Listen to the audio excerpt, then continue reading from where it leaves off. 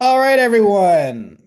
We are doing another one of our animation or animation related in this case, interviews. And today we have Mr. Joe Vitale. How are you doing today? Vitale. Hi, Oh, everybody. Vitale, I Yeah, apologize. that's okay. Very happy to be Um, here. Thank you. Thanks for joining us. We Yeah. appreciate it. Um, the first question I usually ask people I interview, where would my students maybe seen some of your work? I guess it depends on how old your students are or if they have children themselves. Because most of my Most of work my is students kind of 18 to 22. okay. Now. So I don't Yeah, know. Some of them well, might have like younger siblings. I don't know. I It's mean, hard I've to been say. doing this for like 15 years, so yeah, I've written on Pocoyo, Angry Birds Toons, Giganosaurus, Okay. Super Wings, Quantum Heroes Dinosaur, Mister Magoo, Oddbods. Wait, Uh, did they bring back Mister Magoo? they did. Yeah, this was like 10 years ago. I was Yeah. about to say, I don't know how that seems like one of those relics of PC un-PC-ness that would have I trouble know. I was surprised it was done out of France. Yeah. translating to a modern Yeah. how I was like, is it gonna be more that like he's the hero for having bad vision or something? But okay. Okay, sorry, It didn't mean was to a interrupt fun you show. It was fun. Yeah. And a couple movies, there. but terrible movies and Okay. a lot of web Hey stuff. man, people gotta eat.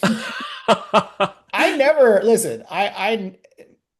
Unless you're like a Hollywood person making $1 million a movie, it's like sometimes you just gotta do work. Like I don't, Right. Yeah. you can't love everything that you do. Everything can't be like, I mean, yeah, once I massive. write the script, it's out of my hands. Yeah, What they sure. do with it after that, I can be pleasantly surprised or unpleasantly surprised. If you get to the point where you have that much money that you can pick and choose, hey, great, more power to you. But most people can't do Exactly. that. Yeah, I gotta take them as they come. So, yeah, I mean, you can go to my website, toonpocket.com, and there's a bunch of, I do a lot of work for the Yodo platform. It's an audio platform for kids. Okay. Um, so I'm sure yeah, I'll learn about that. As yeah, we talked off air, I haven't yeah, even learned, yeah. but I haven't. He's not old enough yet to, but I'm sure in a year or two I'll learn all about it and how many versions of Yeah, give it a few years Yodo and yeah, he'll be all about it. it has. So one thing so it sounds like you have a very extensive list of stuff you've worked on as a writer and a creative person. One other thing I usually ask people I interview, where does your love of animation or storytelling, in your case, I would say, where does that come from? I mean, I don't know. It's something Okay. I've been doing since I was a kid. I was always kind of drawn to animation. That's I there was a brief time when I was entering college where I thought I wanted to be a sitcom writer.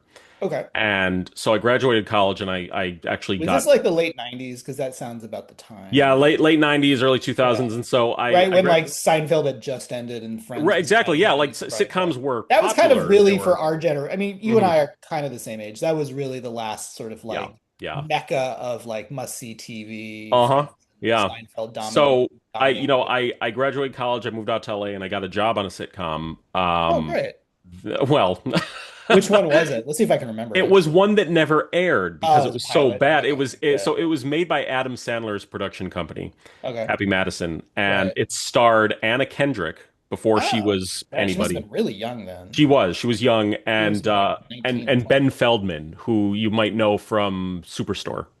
Oh, Uh okay. I think I know him. Yeah, yeah, it was called The Mayor. It was about a kid who gets elected mayor when he's 18 years old. sure. And they had Hilarity ensues. exactly, yeah. So they had shot a pilot, and then I came on for like, and then it got picked up for a season, so I came on for the season. So I was in the writers' room for that, and Okay. these were like really talented guys, like guys who wrote for like The Simpsons and Ren and Sure. Stimpy, and like a lot of my favorite shows. Um, and I just got to see how comedy dies. Like I got a first like a first row seat to just seeing Sure. how things work and um these jokes would go through so many layers. It was When you mean layers, do you mean like going through like so corporate stuff like that? Or the uh-huh. joke would be pitched and everybody would laugh. Right. And then they'd be like, okay, no, seriously though, what are we doing? And and then they come up with a joke, and then somebody would be like, I can't be that. And then the producers come in like, we can't do that. So by the time it Right. finally gets to air, it doesn't make any sense and it's not funny. Right. And so, we got through like 75% of shooting the first Okay. episode past the pilot. And that's when Adam Sandler came in and a bunch of the execs came in. And Hmm. next thing I know, we're all packing our boxes because the Right. show's been Oh, canceled right. before we even finished shooting the second Right. Yeah, episode. sure. And so I that kind of lost its luster for me Sure.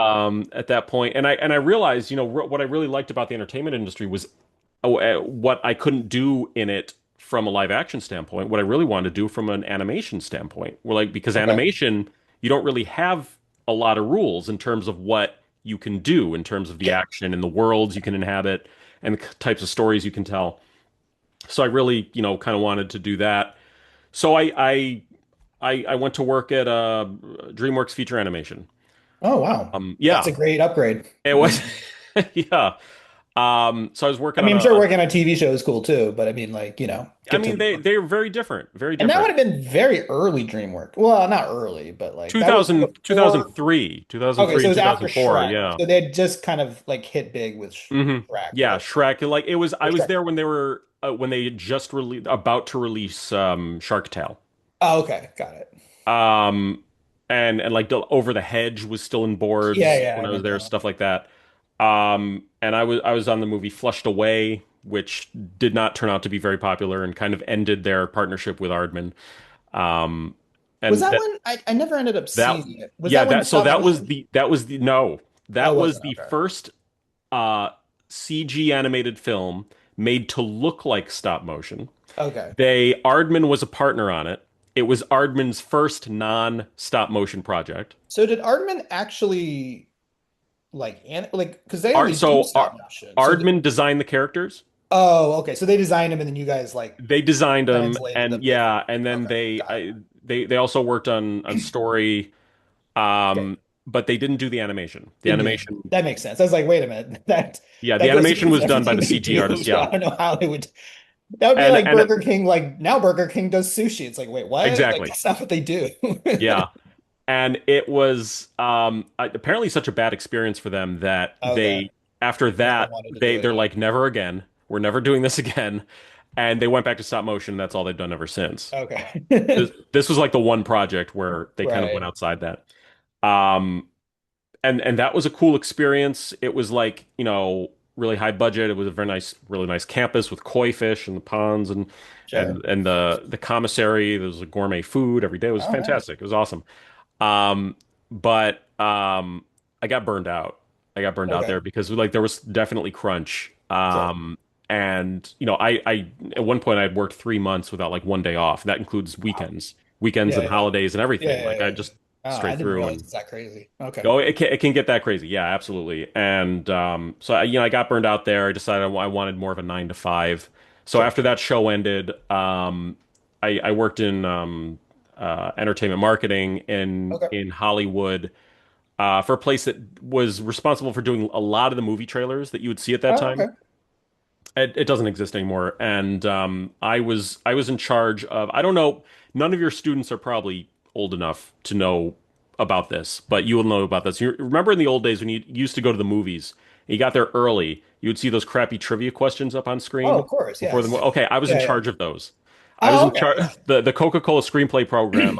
They don't do those anymore. I don't go to the movies that often. So that I feel like each they. I feel like last time I thought I saw one, but maybe I'm just like each misremembering. theater now has its own program. Oh, okay. And they're usually full motion video now. Now these were static slides Oh, yeah, yeah. that were branded like Coke branded, and so I was doing that for like 7 years, and Okay. part of that job was me like dealing directly with the studios because each one of them Okay. had to Give approve you. of everything we were doing, Oh, right, right, and right. like we were getting stuff on movies way early before they came Sure. out. And then I moved to New York because I realized I hated driving and I was bad Yeah, at if you it. don't like driving, I don't know if LA Yeah, is the yeah. one for Three you. crashes will do that. So I moved out to New York. and I actually took my job with me. I was like one of the first people doing remote work. Oh, nice. But What I year was got this? this would have been like 2007 ish. How did you do remote? It was just emailing back on A because lot of emailing and okay. FedExing Because it's not stuff like there back was and there wasn't forth. even Skype at that point, maybe, or I don't know. No, I can't remember when no, Skype came there was out, no but it was like I video. feel like that was like 2010. Yeah, So no, this was before all that. It was a lot of emailing, phone calls, and FedExing pads of paper back I and forth bet, yeah. to each other. It was archaic.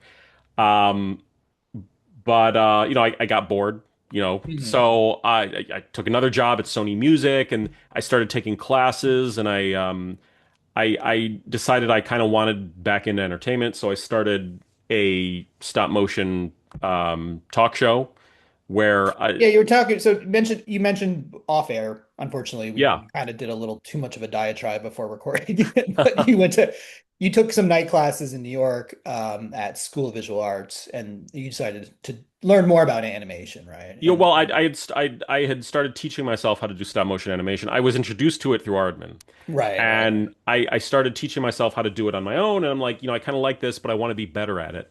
Right. So I started taking some classes, kind of making inroads in that community out here in New York. Sure. It's how I met my wife. I think I mentioned, who is a stop motion animator, Oh, nice.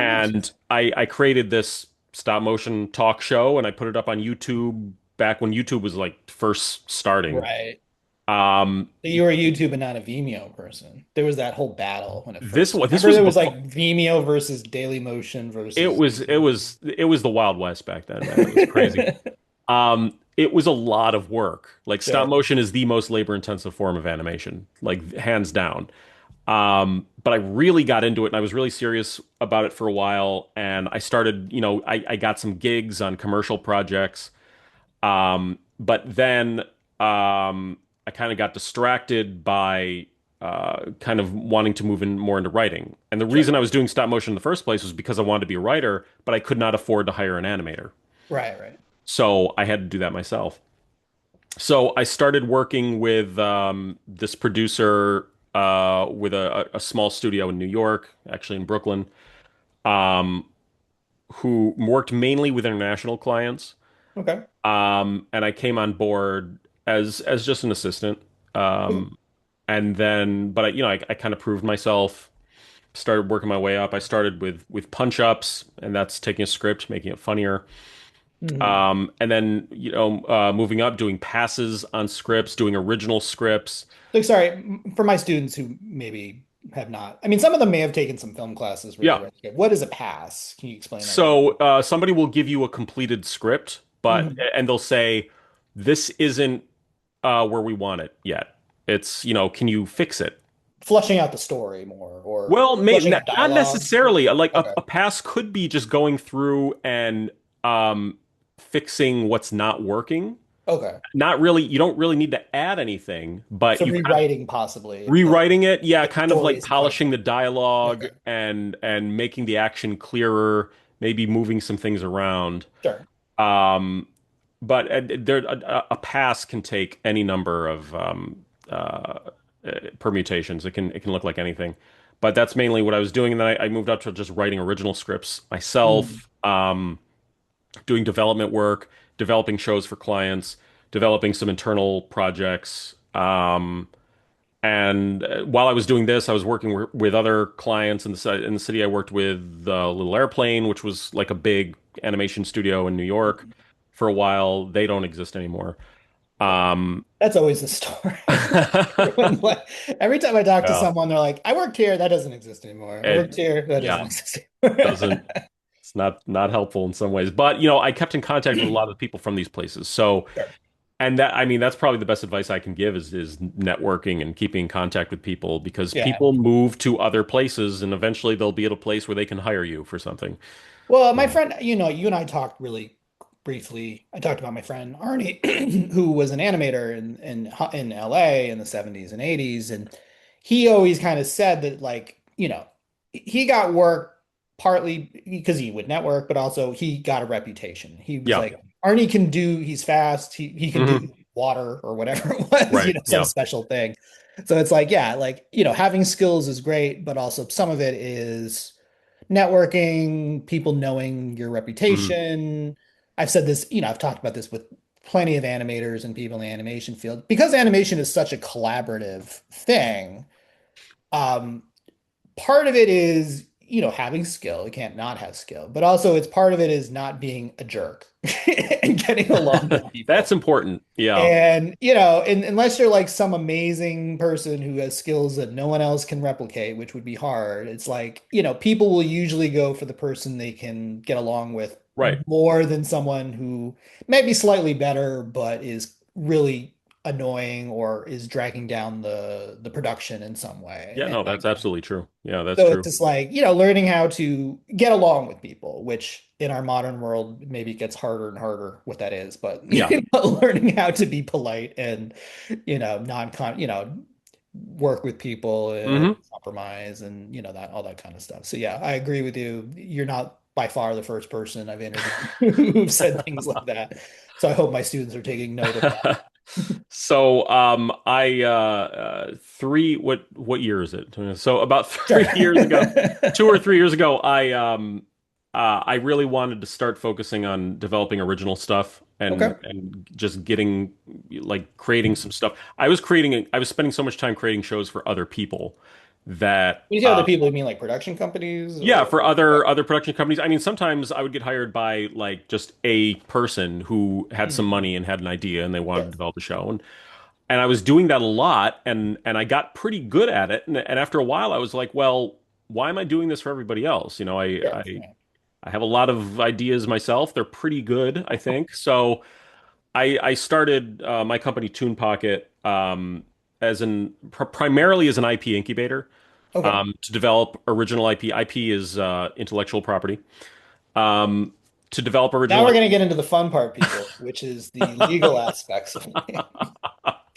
Oh, It's I not can always the go on most about fun, that. but I mean, hey, listen to my students. If you're not looking to get in the industry, you can probably ignore this part. But if you are going to work in any form of the industry, the legal aspects of, and we've talked about this in terms of public domain and Creative Commons and Hmm. blah, blah, blah. It's like this is all part of it because you can't, in the same way when he worked on a TV show and he had to get everything approved by the network, it's like once you start releasing things, it's like, well, who owns what? We don't Yeah. want to get sued. You can't just like take a character that you can't just take Mickey Mouse, God forbid you do that, or Homer Simpson or something and try to, it's like you need to have you need to have work not only for the creative process but also from a legal standpoint of Hmm. we can work with these characters or this concept and develop for it and it doesn't infringe on anyone else's legality. We don't have to worry about someone suing us and going through all that fun part of things.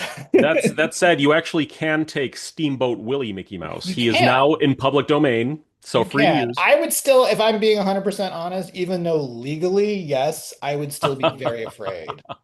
I feel like Disney would throw lawyers at me just to prove a point, Yeah, they probably would. They probably would. just It's to true. mess with me Yeah. until I ran out of money and be like, shouldn't have poked the bear.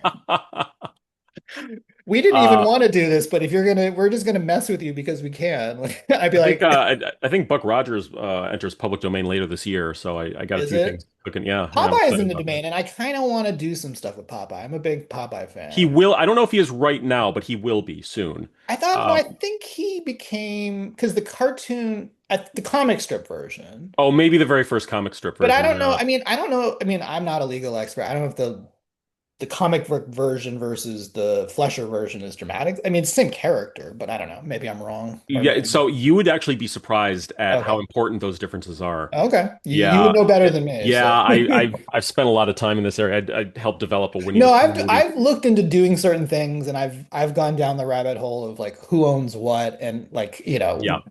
does this comic book that made by a company that went out of business in the 40s, is it Hmm. public domain or did someone else buy it? You know what I mean? All that Yeah. kind of stuff. Like so So, but I mean that not as question much as of you, but I have gone down that rabbit hole of who owns what and what is yeah. actually quote unquote in the pub. Because a lot of times the internet is wrong, where you'll look it up and I'm like, Hmm. no, I know that's not in the public domain. Yeah. I know some people think anything old is public. I'm like, no, no, no, that's not No. how it works. Like, And not necessarily globally either. right, It's a yeah, it's whole country by can of worms. country Yeah. and yeah. Yeah.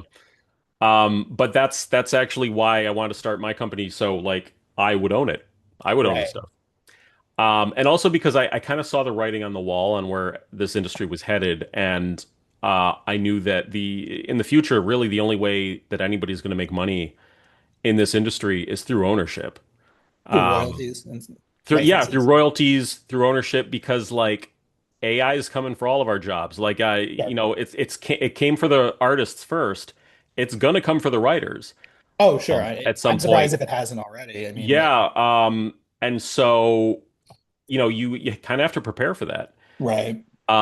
So I'm trying to, take ownership of stuff that sure may be written by robots in the future, but at least I'll get a per episode Commission. fee on it, right? Yeah. I'll still get paid.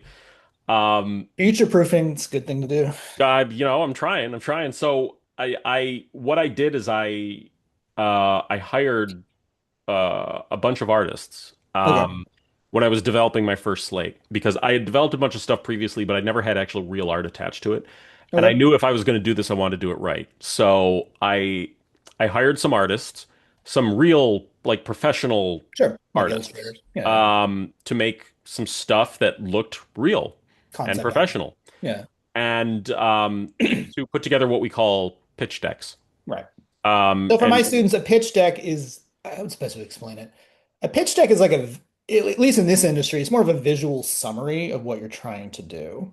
Where it's like if you have an idea for a show or a movie or whatever, you're like, here's these characters, here's the general story. You haven't necessarily, I mean, maybe you might write a very basic script, but it's like you're more just like think of it as a teaser, a visual Mhm. teaser. And it's like you usually pitch this to companies with money and say, wouldn't this be great if would you like to do this? And they're like, yes or no, or can we change it because then I get to feel like I'm part of the process if I Yeah, made a exactly. change to A it. a pitch deck is also called a Bible, Sure.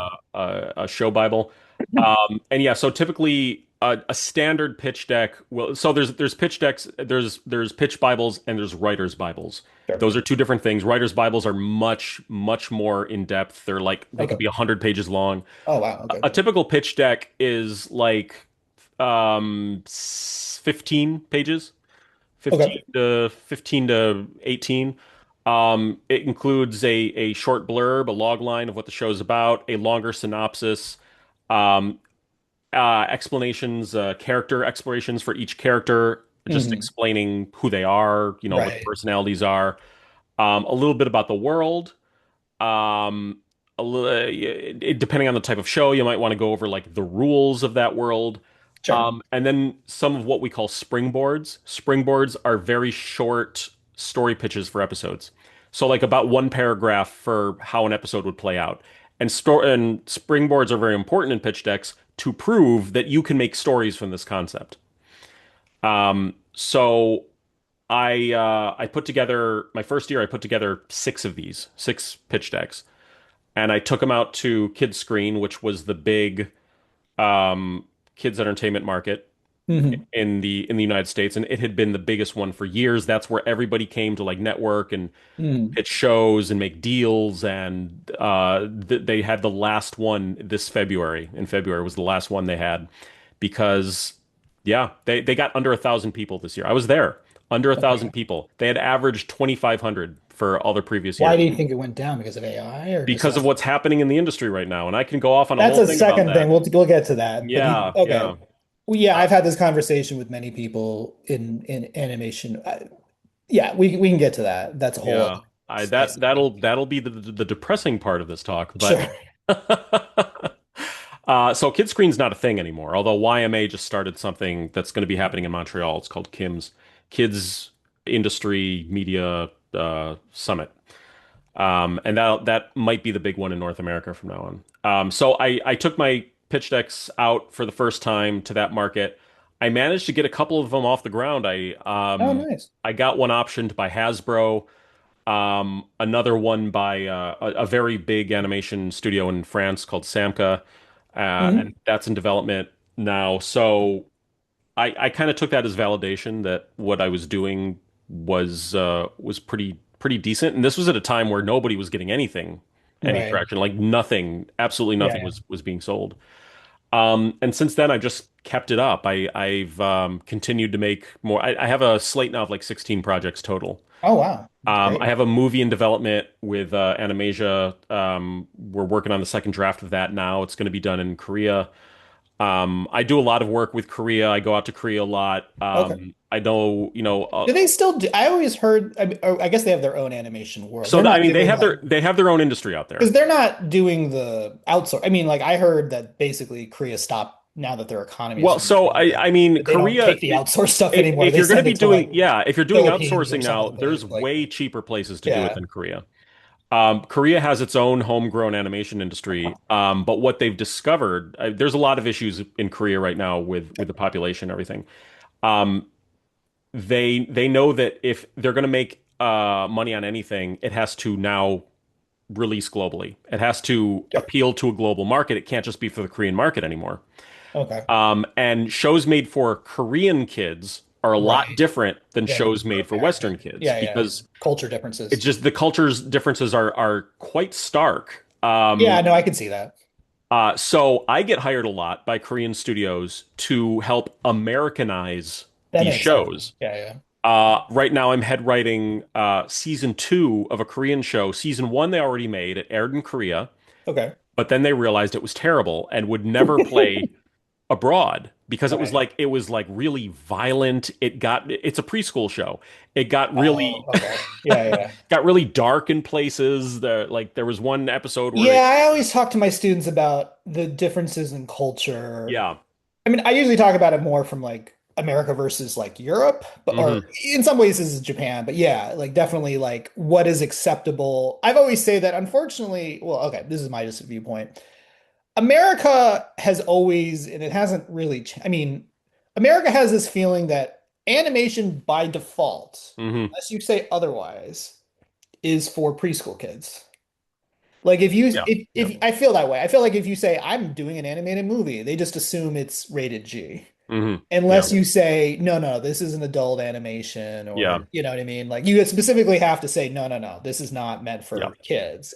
Because otherwise, then if you don't, then everyone gets up in arms about how you made a animated movie that's where someone swears or there's Yeah. nudity or whatever it is. And it's like that does, which I feel like is very limiting. It's just part of our culture for many reasons that I could get Hmm. into, but that doesn't exist as much in other places where it's like, Yeah. yeah, you can do, in say Japan or whatever, or in Europe where it's like there's less of that and you can kind of tell Yeah. deeper stories, in my opinion, where you don't feel hindered that you can't have people using dialogue that would go beyond a 6-year-old's understanding of what the Mhm. dialogue would be or anything like that. But That's changing though. That is slowly sure, changing.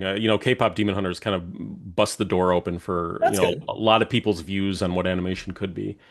Um, which, it also goes back to Korea. Like Korea right now, um, is wielding a lot of soft power in Okay. the entertainment space. Oh, I didn't know that. Korea, right now Korea's accomplished what Japan was never able to in this country. Everything about Korean culture right now is so popular among the young people. We're talking Right. about like makeup, is huge, Korean makeup, Sure. Korean animation with K-pop, especially K-pop, Oh has yeah, taken K-pop is over. huge. I will say, in defense of Japan, anime in the last 10 years is way more popular than I feel like. As someone who knew, I mean, I knew about anime in the 90s when it was Yeah, like you had to like be really an animation kind of geek to like yeah, even know yeah. about it. But like now it's like I don't want to say it's like mainstream, but I would say like a lot of my students now they'll point to like One Piece or some other anime. Right, but It's like that's their Looney Tunes in the way that like I grew up on Looney Tunes or and yeah. Nicktoons from the early 90s where it's like now I feel like that style is becoming much more for kids 15 to 25 kind of Yeah, like and the Japanese animation industry also sure, inspired a lot of the Korean industry, sure, but yeah, of course. I'm talking about beyond animation. I'm talking Oh, about sure. Okay. culturally. Yeah, yeah. And you're mean Culturally, entertainment as a whole. outside Yeah, of anime, Japan hasn't really broken through. no, I J-pop, agree on you on that. Yeah. like there was like 5 minutes in the like 20 years ago where I thought J-pop was going to break through. It never Mm. did. And Sure. then K-pop comes along, it's taken over. It's taken over Oh every. yeah, K-pop There's is huge. BTS sells out Madison Square Garden like it's ridiculous.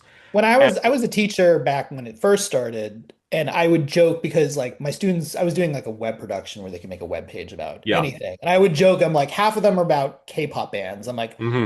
I was like, listen, guys, I'm an old man. I don't, what is this? K-pop? Okay, I'm assuming that they're popular. I don't know. Like, Yeah. so I Yeah. learned a lot about K-pop then. This was like a Yeah. decade ago. And so it's been growing for sure. But And it's I've been working so closely with Korea that I kind of get a behind the scenes view onto why this is, and the right. reason that it's not natural. The reason this happened with Korean culture is because the government has invested a Oh yeah, I know lot they of put a lot of money money into in investing. promoting Korean Yeah. culture around the world. They put on events all over the world. They're called K culture events Okay. where they invite people. They flew me out to a few of these. Like they paid to have me fly out Right. to a few of these to take meetings with Korean studios who wanted to do co-productions with American studios because it's so Right. important to them to get kind of a global view of their Presence. industry. Yeah. Japan is not doing any of that. They don't care. Right. They don't they like they That's typical they're Japan, very in my opinion. insular kind of culture in Japan. Japan has always had a very like, we're fine, we're good, Exactly. we're Yeah. better than everyone, so we're Yeah, not they're going like to if worry you about like it. it, fine, but if you Yeah. don't, whatever. But Korea right now has just taken over the entertainment space. K-pop Demon Hunters was a big part of that in the last year. So I do a lot of work with Korea with their animation, and I completely forgot what the question was and where I was going with it.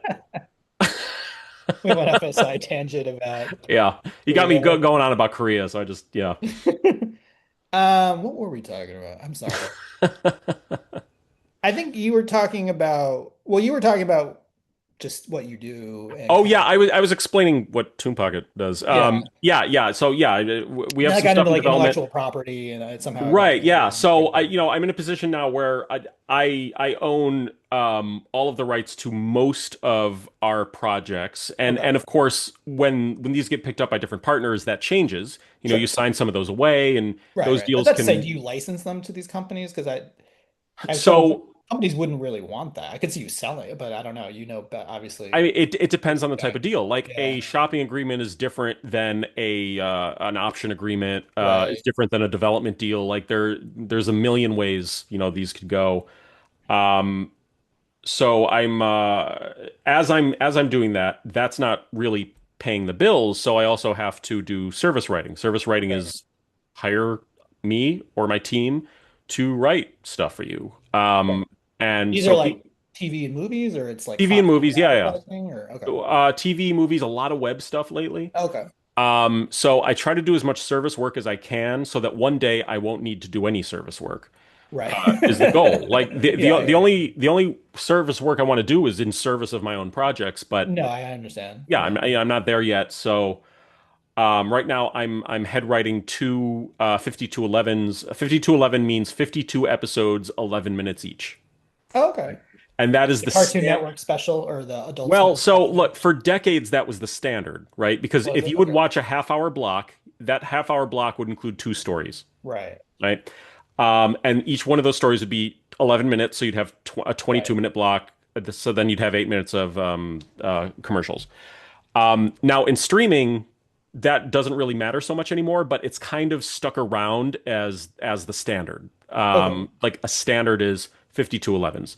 You could also, Okay. there's other standard lengths. There's as short as 3 minutes. Next is 5, then 7. After Mhm. 11, you have 22, and then 44 or 45 and that would be for an hour long. And that's just the way it's always been done. The last couple years, and 5211s were how a lot of people, that was a lot of people's bread and butter. Animators, writers, Right. producers, like that was the engine of this industry were studios making 52 episodes of 11 minutes each of Right. all sorts of series. Right. And last 3 years, all of that work dried up.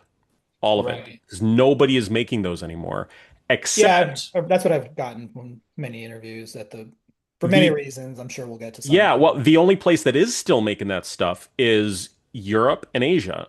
So I'm head writing 15211 for Germany right now, which Okay. is being produced in English Okay. because most series, no matter where they're produced, are produced in Want to be English global. for the hopes of having them Getting released globally, getting global right. distribution, right? That makes sense. And the other one is a co-production between Singapore and Korea. Okay. And those are both 5211s, which I'm very happy about. It's like keeping me very busy. That's good. But it's like a steady paycheck, and that's kind of the golden ring that everybody right now is on because Yeah. they just don't make them anymore Right. in America. Well, why So don't we get to the let's we're gonna get to sort of the why how did we get here kind of situation because okay, I've had this conversation and there's many discussions about in terms of we're talking about the animation industry now yeah, specifically. How did we get here? A lot of people always want to point to AI, and I'm not saying AI is helping in any way, shape, or form, especially not for writing. yeah, But my feeling is, when I don't, I mean, you would know better than me, but it's like currently in the book industry, I've never heard of an AI book getting to the top of the, New York Times bestseller list. So that yeah, tells me that people, can tolerate AI for reading it, but they're not going to spend money on it. hmm And hopefully what that means is like people are good enough that they like go, okay, I need a human to write this. I mean, obviously you know better than me. So I'm hoping that I'm right and that we're not going to get replaced by robots. But like the fact that that hasn't happened. Now, of course, the way I always kind of look at it is I feel like there was an old saying that when you want to move an oil tanker, you have to hmm start like a mile out because it just yeah. takes so long for it to move. That's what's happening now, but the people with the money are still going to need about 2 years to figure this out at So least with AI. I mean, There's other I issues of yeah, like media consolidation, which is a whole other thing. And I, to be perfectly honest, think it's more about media consolidation, where it's like if the number one company buys the number two company, you just literally have less people making work. And yeah. that seems to me, I mean, as an outsider, I'm just this is just my thoughts. That seems like a way bigger issue than AI, but I could be wrong. AI is not what started this. Right. I can give you a rundown of how we got here. So, and it Sure. starts with the pandemic. Um, leading up to the pandemics, things were changing, but they were changing slowly. Sure. Like the media landscape was still relatively, the same. Streaming was around, Sure. but they were still hiring people to make shows for streaming. Um, so the pandemic hits, and suddenly all of these studios that had been making this live action content can't make live action content Right. anymore because nobody could be in the same room. And so everybody's freaking out because now you have these calendars that are empty. Right. They have no content. So they're like, "Oh my God, what can we do?" And then they realize, "Well, wait a minute, We can do animation. animation." Right. Animators are, totally antisocial anyway. They work from home. They they don't need to Wait, be you in the mean the same people place. who spend all their time alone drawing things aren't the most social people? I Exactly. don't accept that at all. So the pandemic years were actually some of the best years for animation Right. I mean, because things were getting greenlit left and right because sure. studios and broadcasters and streamers just needed content. They needed content. So I was eating very well during those years. And then the pandemic ended. And we're talking about like probably 2022 we're in now. Mm. And everybody who had been buying all that content now looks at their back catalog and like, holy Right. crap, we bought way too much. We have this One huge other thing I backlog. want to point out, Yeah. this is a geeky. I live in the Bay Area, so I keep up with the tech industry, but it's hmm related really to all businesses. America had an extremely low interest rate on borrowing money. And this is hmm partly how tech got to where it is now. But it also extends to other industries because the same rich people are borrowing money for all industries, regardless if it's tech or not. So it's like from 2010 to 2000, I just got in with my wife. We like bought our house in like 2021. The interest Yeah. rate was jumped from like 1.2 points, whatever, Yeah. 5, and then it went to 7. And this is a joke I made about the tech industry, not the animation industry, but I was like, to all my people, all my students, like, you know why Grammarly's gotten all annoying and wanting you to pay because now they can't borrow money cheaply anymore. And you're going to Yeah. find out what happens when VCs cannot borrow money cheaply. They start to need to see return on their investments. And so when interest rates really went away, cheap interest rates for borrowing money, which was about 2021, I could be right off, it might be Yeah. 2022. I refinanced in 2021, so I think Yeah, that's when so they like were at I the think that lowest. was Yeah. like the end of that year, it went from like Yeah. 2.65 or whatever it was to Hmm. like legitimately like 8%. And so Yeah. now all the VCs are like, whoa, whoa, whoa, we're not gonna be borrowing money. We need to start, and that's part of where we are now, at least with tech, with like, I don't know if you know, but there's a lot of tech layoffs Hmm. of like we gotta start making things profitable.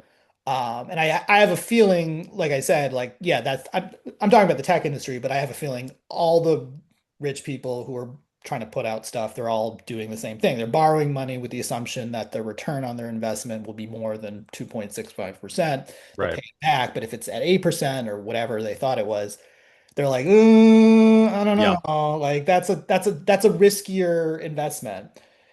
Also keeping the part of like everyone buying each other, Hmm. which does not help either, because we just said it's like, well, if everyone's buying each other, there's literally just less work because there's less companies doing work. Well, yeah, and that's what brings us into, Right. 2022. The pandemic ends, and suddenly we start having these mergers. Right. At these big mergers, huge conglomerates merging with each other, and as always happens with mergers, that creates waves of layoffs. Right. Waves of layoffs across the industry. Everybody's like, "Oh no, we don't have as much money anymore. We need to cut costs. Interest rates are rising. Layoffs across the board, and that means a lot of freezes on commissioning freezes. Right. Yeah. So that nobody is commissioning new content. Nobody's commissioning new shows. Instead, what they're doing is they are going back to the well on existing IP that they have, maybe Right. doing additional seasons, some reboots, some Right. sequels, stuff that nobody wants. But And then of course AI just makes it easier to do that well, because AI wasn't a thing really yeah, it yet wasn't a until thing until so 2023. 2023 is when AI first came like on the scene for where people started noticing Oh, it. I know as a teacher when Yeah. AI started Yeah. becoming a thing. But back then it hadn't Because really I do taken coding, over. so it's like I started seeing a Oh, okay, well lot. then yeah, absolutely. I It started seeing a lot of people who would let's just say somehow magically the students work got a lot better 2023 onward than before that. And I can't claim anything, Yeah. but if I was to do a deep dive, I have a feeling a lot of that code was, AI generated or at least helped Hmm. with AI and, blah, blah, blah. So So sorry, didn't mean to. 2023 AI comes on the scene, and the first people to be affected by that are the artists. Right. The very first people, because suddenly studios are discovering that they can now make pitch decks without Right. hiring an artist. Yeah, they can do Um, concept work without hiring a concept right, artist. yeah, yeah, yeah. And AI starts advancing at a rapid rate. And it's just continuing to do that. So like today we're at the point where AI can do full animations, they can do like live action stuff that looks real. Right. Um, so and this is hit the artistic community and the Oh, animation sure. community like just like a nuclear bomb. Like it's a apocalyptic out there now because what this has done. Add to that the fact that nobody was commissioning anything in the first Right. place, Yeah. right? And It's now the all these people, compounding on each other. Yeah, right? I Yeah, said like even if AI never existed, I'm not saying it would be dramatically better, but it would be yeah, like there'd still be lots of the same problems of yeah. higher interest rates, people feeling they overspent during the Hmm. pandemic, media So buying each other, like, that would still exist whether AI existed or not. That's still all that stuff, in my yeah, opinion, still would have happened. So yeah. like again, So no, so nobody's buying anything. The people that are buying things are now using AI for a lot of it, right? There's a couple studios out there. New studios are cropping up left and right. These are AI production studios. I've done hmm, interviews with a few of them. Some of them claim to be, ethical AI studios sure. where, oh, we have artists on staff to make sure it all looks well. Um, it right now is the Wild West of AI. It's because nobody really knows where this dust is going to settle. What's studios started I think Disney got rid of their entire like development team. Marvel, it was Marvel. They got rid of their entire visual development team. And they didn't say it was because they were replacing them with AI, but everybody knows that's what they're doing. They're Right. replacing them with AI. So now you've got all of these people from across the industry who have decades of experience and we're all at the top of their game, are Right. all out there looking for work, right? So now you are a new graduate. Right. Yeah. It pushes everything down, Exactly. And essentially. you're entering the workforce during this apocalypse, and you're competing for entry-level jobs against creative directors who have worked on some of the greatest shows of all time. Sure. Yeah. Um, I feel really bad for anybody trying to enter the industry right now. Um, because the deck is really stacked against you. Right. There are some rays of sunshine. Sure. There's a few rays of light. One is just recently, over the past few weeks, um, a lot of companies seem to be discovering that AI tokens are not as inexpensive as they thought they were. Oh no, I keep up on this more from like a Yeah. tech point of view, but I've been Hmm. hearing from a lot of software engineers. It's Yeah. like I said, the people at the top, they just know, oh, AI equals great, but now they're Hmm. finding out it wasn't, they were sold something that I don't know what they were told, but I guarantee you Yeah. they were told the truth about how much A, it would cost, and B, how much could it really do versus a human. And Hmm. now they're finding out that like, yes, it costs a lot. I'm waiting. This is more on the software engineer side. I'm waiting for the lawsuits to come in Yeah. because there's so much AI code slop that like in about 2 to 3 years, there's going to be massive like data breaches and like Hmm. Yeah. things malfunctioning because literally the people who write it don't like they generate the code, they look it over, but it's like you can't, it's unsustainable. You know what Yeah. I mean? Like Yeah. you can see where it's like if you're just at it, if you're having something write code for you and barely anyone's checking, like I don't claim to be a software engineer, but like I don't know, man. That seems like a recipe for something bad happening. Maybe Oh, not today, maybe not especially with vibe tomorrow. coding. Yeah, vibe coding is causing all sorts of Maybe not problems. today, maybe not tomorrow, but Yeah. in a couple years. And then if you're talking about like, we're talking like if a bank does this or something where Hmm. it's like vital information, the lawsuits will be rolling in, Yeah. rolling in.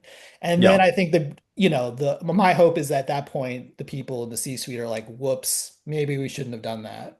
Yeah. So I think that folks But are it may take a couple of years. right. It may That's my take a couple of point. years, but eventually, they're going to come around to see that using AI really isn't less expensive than using real people. Definitely not Uh, for artists. In in the long engineering, term. sometimes it can't be, Yeah. Yeah. unfortunately, when Yeah. engineers can make like $200,000 in a year. But like, yes, for even high level artists do not make that much kind of money. So yeah, I could Yeah. definitely, you're talking people who make way less than how much the tokens are, or not way less, but yeah, for All right. artists who don't make that kind of salaries, it's like, and I've said this before, it's like at the end of the day, companies see this as, money in versus product out. Hmm. And if AI produces, what they're thinking, the C-suite people are thinking, okay, if it costs me, I'm just going to use small numbers, $100 to produce an animation and I get $200 out of it. If I can lower that cost to $50, hey, great, I just made Yeah. 150. But the way I say it is, well, okay, you could do that, but let's say because it's AI, people, it's a bad story, people don't engage with it because it's written by literally computers, Hmm. or AI has a certain style and Yeah. you get tired of that in the same way people get tired of everything after a while. It's like, well, if you do that, but now you spent $50, but now you only made $100.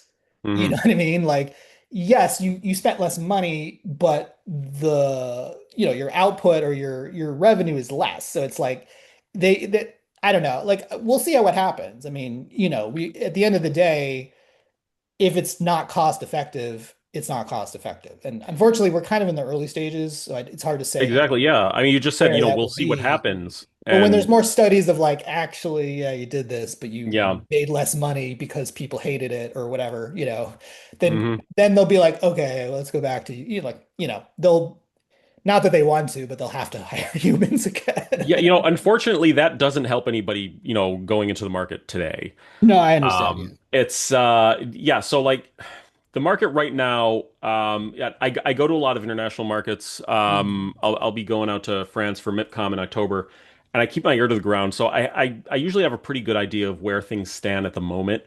And what I've been seeing is that recently there's a little bit more drive to get original projects than there was last year.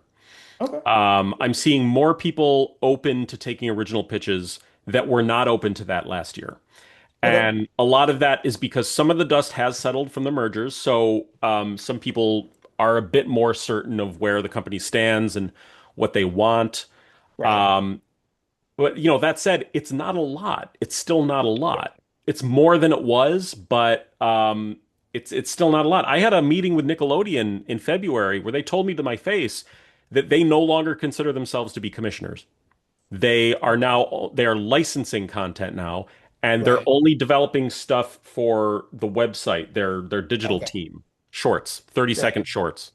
But the Nickelodeon that we knew doesn't Sure. exist anymore. Well, technically, it is the Nickelodeon I knew because in the 80s they were only Oh commissioners. well, They started that way. right, with In the Canadian, with 90s, a lot yes, of they Canadian did do stuff. their Yeah, own yeah. stuff, but like when they started in the because I grew up when it was like in the 80s and it was like old episodes of like It's like you can't do Pizza that on Wizard and television, stuff and like yeah, that. yeah. But yes, I understand what you're saying. Like, yeah, they've gone from their content producing back to licensing in the way Yeah, that and in Canada, the biggest commissioner out there was a company called Nelvana, Mm. and they made some of the most famous shows. I think they made Care Bears. Was a Oh Nelvana yeah, property. Kelvana's been are they still they're still around, right? Or no? Nelvana, so Nelvana is still around, Okay. but they've gotten rid of their commissioning team, their commissioning Mm. department. They announced earlier this year they're no longer doing original stuff. Mm. Okay. Um, they're doing some distribution, I think, but they're not making stuff anymore, and that was a huge blow to the industry. Right.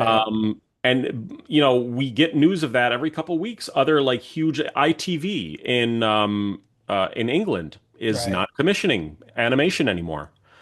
Cyber Group went out of business in France, one animation in Singapore. Like everywhere you look, Mm. um, studios are shutting down, and if they're not shutting down, they're just shutting down the parts that did original content.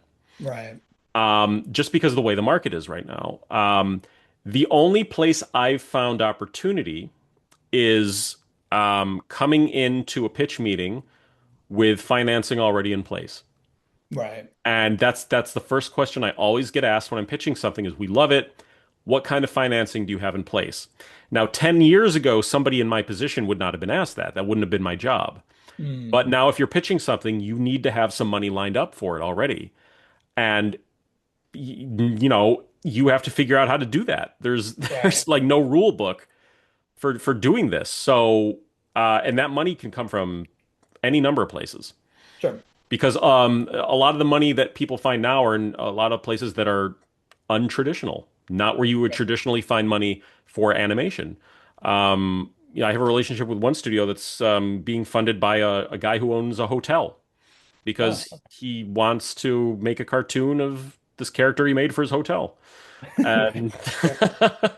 and So he's rich. vanity projects is what you're Exactly. saying. Yeah. Yeah, but like Hey, that's where you if have to it's work, find it's it. work. Whatever. Yeah. Yeah. Everything, it's important for your students to understand this, Right. that, for years, for decades, like it wasn't easy, but there was kind of a playbook for this. Like there were rules. Everybody knew what steps you had to take to get a show made, to get a show on air, to Right. pitch something, to get it picked up. There were rules, and people played by those rules for the most part, and you knew what to expect. And in the last 3 years, every single one of those rules has gone out the window. Mm. And nobody right now has any idea how anything works anymore. Okay. And um, like it's just really important to understand that because there's people out there Sure. who will say they know how it works now and that they figured it out, and those people are liars because the dust has not settled Yeah. on the whole AI thing, A lot of these mergers are still going through. Nobody knows what the economy is going to be doing. Right. I guess we're at like 4% inflation right now, so that's not good. Um, nobody knows how to do any of this stuff. So you have to go into this being willing to be very creative in how you put these projects together, in the partners that you work with, in how these things are built. Um, Otherwise, you're gonna be stuck with all the other people who are kind of like Right. think it's the 80s still and think they Right. can still just put a package together and then go to a Right. Sell it to a and to get network. an agent. And like it's none of that applies anymore. None of it. So I'm trying to navigate that myself. Okay. Last question, and I think that where okay, I guess we've kind of said this, and I think I kind of know what your answer is going to be. But this is a question I ask everyone, and you can answer it however you want to answer it. You can answer it from a business perspective, or you can answer it from a just, animation as an art form kind of question. Yeah. Where do you see animation going in the next like 10, 20 years? And I know that's hard, for Yeah, all the reasons we just said right now, but unfortunately I see a lot more of it being done with AI. okay. I see a lot more of it being done with AI. And this isn't necessarily a totally bad thing. Like it does lower the bar to entry for somebody who otherwise might not be able to make an animated feature or an animated show. Like if I had access to this technology when I was 16 years old, it would have changed my life, Sure. right? I would have made so much unhinged crap. Like it would be amazing the stuff that I was coming up with. So Right. like in that respect, I'm kind of in favor of it just from the creative aspect of for kids who don't have any other outlet, Sure. who are not able to make anything.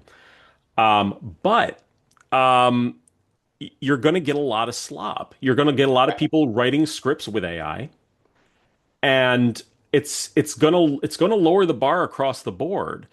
Right. On the other hand, that means that the stuff that you make with a human voice behind it will stand out more. And I really believe that we're going to see pretty soon, like somebody's going to create a logo to ensure to like guarantee that something's human made. And Oh yeah, I'm sure. Like yeah, like I think right now the whole sort of, I call it the human organic, where it's yeah, like to say yes, everything here was done by humans, and hmm because you are seeing the backlash for many reasons, some, and at the end of the day, like companies are just doing this to save money. So if it yeah, doesn't save them money, or gives them a bad PR move that ends up costing them, they'll move away from it. But I think, yeah. yeah, I think people will. Also, I just, from a stylistic point of view, a lot of AI animation kind of just looks the same to me. That's because it all trained off of Pixar, all of Yeah, it. yeah. But And that's so my that's thing all is you get also in from the it. same way, like I don't want every animation to be done in a manga Exactly. style or an Yeah. anime style or even in a classic Looney Tunes style or whatever. hmm I don't want every animation to look the same. And I think other Yeah. people, and if they can't do that because it doesn't have enough training data or whatever, it's like Yeah. people are going to get bored with it in the same way they get bored with everything. Like every Yeah. decade of animation has a quote unquote style, hmm like, so maybe this is this decade's generation, version of it, but people will get bored of it and Yeah. they stop engaging with it, hmm regardless of like, even if it was made by humans, they'll just get bored of it because, people Yeah. get bored of things in the same way they Yeah. get bored of music and they get bored of movie styles and, all that kind of stuff. But I think we're going to come to a place where we see most of the AI stuff kind of relegated to like webtoons. sure, yeah. Um, Like a Joe which, cartoon or a Homestar Runner, where it's like a very on yeah, like TikTok kind of thing. webtoons and like web stuff. But I think for the higher budget stuff, eventually, all the money people are going to realize is the human stuff that makes the most money. Yeah. Um, Especially when the real costs of AI come in. Right yeah, now, we are hmm in the Uber is subsidizing everything yeah, period. yeah, And I don't know if the C-suite people just don't know that. right, They weren't told that. yeah, But you're gonna start seeing some sticker shocks. And I'm not saying AI won't be used, but when they start having to pay the real cost of things, hmm it's going to be very selective of what they yeah, use for. It's yeah, not going to be like, let's just do this for fun. It's going to be like, no, no, no. This is for this. hmm You get this much of it. Like when my mom was in college in the 60s, she used a computer and you had to like sign up for a time and like you know what I Right. mean like you Yeah. had to be like it had to be approved to waste the computer's time, you know what I Yeah. mean? And I have a feeling it's going to be like that, where like AI will still be around and I'm sure companies will use it, but they'll be very specific about what they Hmm. use it. And it's you're going to have to get like approved by someone to be like wasting like $100 or whatever it is to Yeah. use it. It has to, it can't just be like, oh, let's generate a concept of a snail. Like it's got to be, no, no, no. Someone, we have a guy to do that. We don't pay Yeah. him $100 per picture to do it. Yeah. It's got Yeah. to be I like, hope so. I hope you're you right. know, Yeah. but we'll see. I mean, like you said, We'll we're see. we're we're in the beginning of it, and I don't know where things are going to go. But Yeah. I don't know. I also, yeah, I also have a feeling that when the reality sits in the same way a lot of things in the tech industry, where it's like when the reality of like building your brand but not figuring out how you're going to make money with it. Hmm. See, in the tech industry, you just sell it to someone else. You sell it to Yeah. Microsoft, but that doesn't work in the animation industry. So that gives me hope that it's like, well, you can't just sell it to Disney because Disney doesn't want it, or you can't just Yeah. sell it to Warner Brothers because they don't want it. So like eventually you got to have a better, game plan and actually Hmm. figure out how to make money. One All one can right. hope. Well, Yeah. good conversation. I think my students got some pros and cons, or I don't know, positives I and hope negatives. more pros than cons, but But I we'll mean, like, see. I don't know. Like, we'll see. I mean, like, I think that we went through something similar like this in the 90s where there was a transition from analog to digital. Yeah. And listen, some jobs will go away from Hmm. AI, but like, I don't think all jobs would. And maybe it's like, okay, well, maybe AI will take your character and make a different color palette really quickly, as opposed to having to do it by hand or Yeah. not by hand, but like using Photoshop or whatever. Or maybe, AI will, I don't know, tweak certain things, but in the same way computers did not get rid of every animation job prior to that. I don't think the integration of AI will either. It'll just change things slightly, and maybe how the production workflow works. But that's at least my hope. We'll see. We'll see. And if nothing else, the problem with AI animation is there's no raw files. So, if That's true. Yeah. you produce something and the client's like, yeah, I like it, but it Let's can't change it. do Yeah. Yeah. this, it's Not like, well, yet. we Not yet. can't. Yeah. We can't change it unless you because even if you told the AI to do it again, it may do the next one Right. entirely Yeah. differently. So it's Hmm. like that is the thing where it's like, you know, if you want to be specific and say it has to have this, it's like if I was, I don't, if I was pitching it, I'd be like, you can't do that. Like you either have Yeah. to accept what it gives you and be like, that's good enough, or you need a human, or I don't know, Hmm. maybe there's a because I can't, I was telling this about to Schmo, which we talked offline. It's like, it's like giving someone a JPEG. It's like once you get a JPEG, you can't break it apart, or at least not very easily. And the amount of work it would take to break apart a JPEG would be Yeah. less than if you just paid someone to do it with a PSD. You know what I mean? Just That's kind of the same thing where it's like, they're only good for NFTs, right? right. All right. So where can my students learn more about your company? Tunepocket.com Okay. um is the site, and I'm on LinkedIn, and you know, All that good stuff. yeah. And I go to the market, so yeah. Sure. Look out for me. All right. Thank you so Yep. much. We appreciate all your time and your insight. All right, it was fun. Thanks a lot, guys. Good luck.